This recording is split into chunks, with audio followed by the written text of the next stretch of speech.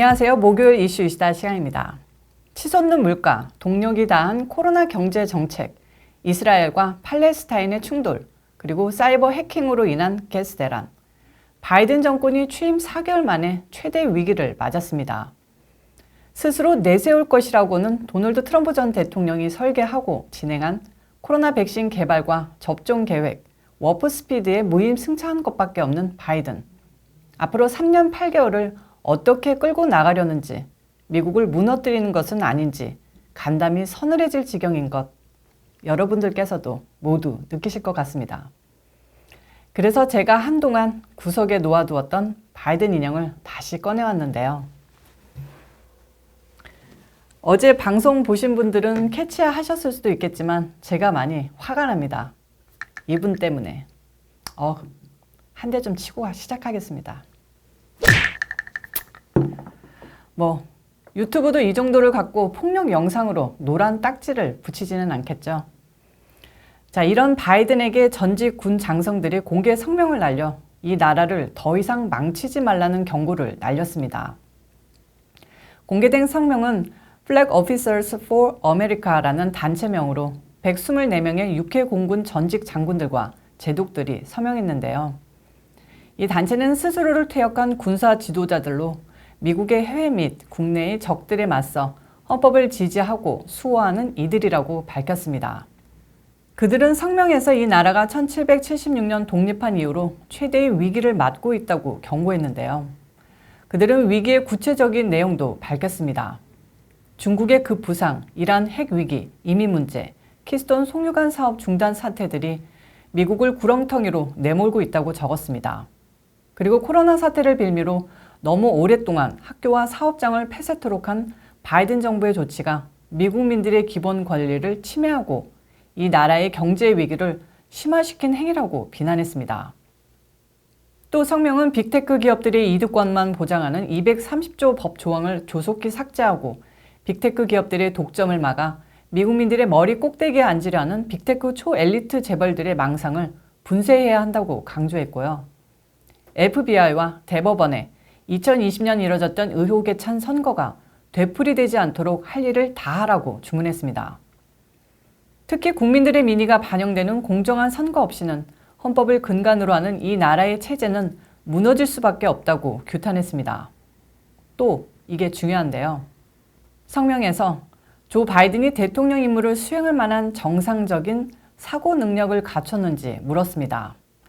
안 되면 물러나라 라는 건데요.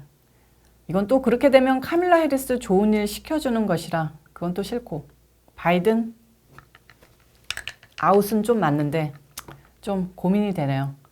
정신을 차리든지 아무튼 미국을 걱정하는 전직 장성들께서 이렇게 나라를 잡아주시려 나서주셔서 너무 감사합니다. 앞으로도 쭉 여러분을 팔로우하겠습니다. 다음 소식은 가스 대란 업데이트인데요. 오늘 낮까지 이곳 북버지니아에는 텅텅 빈 주유소들이 대부분인 상황입니다. 그제만 해도 수십 대 늘어선 주유소들이 여기저기 보였는데요. 어젠 가스가 바닥이 나서인지 아예 문을 닫은 곳이 많았습니다. 사이버 해킹에 이렇게 미국의 기간 산업이 무너지다니 정신이 있는 걸까요? 사이버 전쟁, 그야말로 전쟁인데요.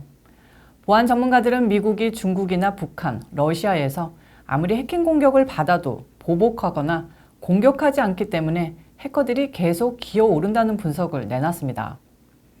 특히 지금 바이든 정권 아래에서는 국토보안부 예산이 600억 달러인 가운데 CISA, 즉 사이버 인프라 보안실의 예산은 20억 달러밖에 안 됩니다. 수백 가지 주요 시설과 기관 기업들의 사이버 보안을 담당하는 부서인데 쓸데없는 불체자, 흑인 관련 예산에는 수백억, 수천억씩 쓰는 정부가 국민의 생활과 안전에 직결되는 예산은 이렇게 턱없이 모자라게 배정하고 있는 거죠. 단순히 막는 게 아니라 공격을 당했으면 안갚음을 팡팡 해줘야 얼쩡거리지 못하는 것 아닙니까? 다시 한 대 쳐야겠네요. 한편 콜로니얼 파이프라인은 재가동에 들어갔다고 알렸는데요. 재가동에 들어갔다는 것은 완전히 정상화까지는 수일이 더 소요된다는 거겠죠. 회사 측은 주말까지 전반적인 재가동이 가능해질 수 있도록 200만 배럴의 연료를 공급받는 등 노력하고 있다고 밝혔습니다. 처음에는 주말이면 다 된다고 하더니 주말까지 전반적 재가동이 가능할 수 있도록 노력한다로 말하는 게 바뀌었죠. 이제 또 어떻게 또 말이 바뀌는지 지켜보겠습니다. 콜로니얼 파이프라인은 텍사스주 걸프만에서 동부 뉴저지주까지 8,850km 규모의 송유관으로 하루 250만 배럴의 휘발유, 디젤유, 난방유, 항공유 등을 실어 나르는데요. 인구가 집중된 미 동부 해안 일대 석유 공급 중 45%를 책임지며 이 회사 송유관에 의존하는 소비자는 5천만 명이 넘습니다. 이런 회사는 군대라도 동원해서 보호하고 침입자 없도록 정보기관이 막아줘야 하는 거 아닙니까? 자, 어제 공화당 지도부에서 쫓겨난 리즈 체이니의 가시돋친 발언이 화제입니다. 반 트럼프파의 중심 인물로 아빠인 딕 체이니 전 부통령의 백만 믿고 공화당의 차기 실권자로 오르려는 야망을 갖고 있던 체이니는 트럼프 전 대통령한테 까불다가 결국 잘린 건데요. 정말 속 시원합니다. 체이니 축출은 트럼프 전 대통령에 대한 비판을 용납하지 않겠다는 공화당의 선언이나 다름없다는 평가가 나오고 있고요. 이제 트럼프 전 대통령이 2022년 중간 선거를 승리로 이끌어 2024년 백악관에 복귀하는 구상을 실천시키는 일만 남았는데요. 체이니가 어제 쫓겨난 뒤 가진 기자회견에서 좌시하지 않겠다라는 또라이 발언을 했습니다. 체이니는 새빨간 거짓말과 헌법을 함께 끄라는 것은 불가능하다면서 보수의 근본 원칙으로 공화당을 돌려놓기 위한 싸움을 이끌겠다고 밝혔습니다. 글쎄요. 그러려면 아예 탈당을 하는 게 어떨지 권유하고 싶습니다. 절이 싫으면 중이 떠나야죠. 자기가 뭐라고 저런 발언을 하는지.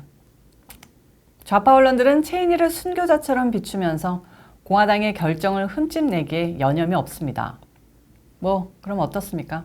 그러면 그럴수록 트럼프 전 대통령의 건재함이 확인되고 국민들의 변함없는 지지가 모아지기만 하고 있는데요. 점점 미국이 민주당 공화당으로 50대 50으로 양분된 게 아니라 70대 30, 아니 80대 20으로 기울고 있는 느낌입니다. 파이팅! 오늘 이슈 유스타는 여기까지입니다. 시청해주셔서 감사합니다. 한쪽에 처박아뒀던 바이든 인형을 꺼내와서 요즘 느끼는 감정을 오늘 조금 풀어봤는데요. 이런다고 해결될 일은 아니지만 간접적으로 몇 대 치니까 기분은 조금 났습니다.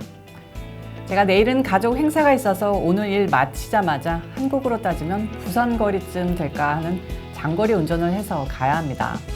그래서 내일 못 찾아뵐 것 같고요. 저 내일 안 나온다고 구독 취소하면 되기 안 되기 안 되는 거 아시죠? 제가 다음 주부터는 간간히 수위도 올려가면서 좀 변화를 줄까 생각 중인데요. 기대하시고요. 오늘 영상 보시고 좋아요, 구독 안 하신 분 구독까지 모두 꾹꾹 눌러주시고요. 좋은 저녁, 좋은 하루 되시길 바랍니다.